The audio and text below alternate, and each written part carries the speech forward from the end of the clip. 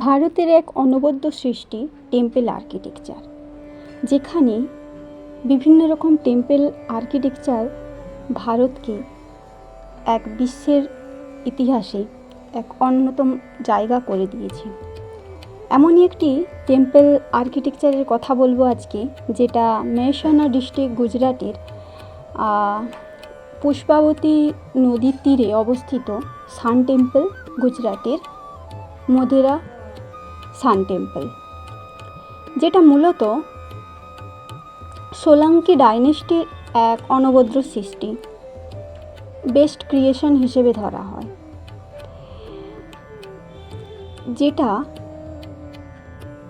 মোধেরা সান temple হিসেবে জানা যায়। এই মন্দিরটি 1026 থেকে 1027 কমন এরাতে বিল্ড হয়েছিল, যেটা গুজরাট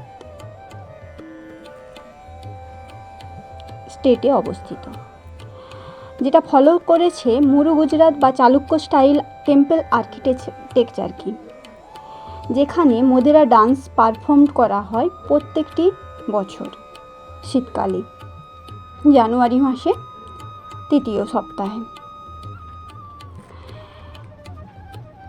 এটা 2022-এ UNESCO world heritage committee tentative লিস্টে অন্তর্গত করা হয়েছে।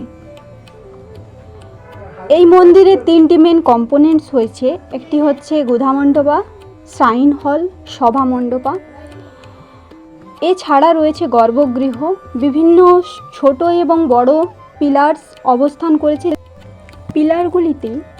ছোট এবং বড় পিলারগুলিতে খুবই সূক্ষ্ম কারুকার্যের অবস্থান লক্ষ্য করা যায় এবং মন্দিরের সূক্ষ্ম কারুকার্যযুক্ত সেলিং পাওয়া যায়।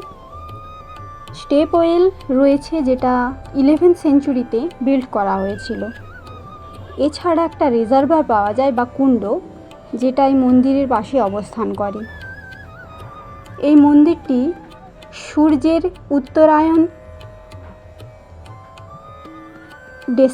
ডেসক্রাইব করে, যেখানে সূর্যের অবস্থান এবং মন্দিরের ভিতর সূর্যের রশ্মির প্রবেশটা এই মন্দিরে মাধ্যমে ফুটিয়ে তোলা হয়েছে। মূলত সূর্যের উত্তরায়ণ বা সূর্যের অবস্থান এবং সূর্যের রশ্মির ছটার অবস্থান এই মন্দিরে পাওয়া যায়।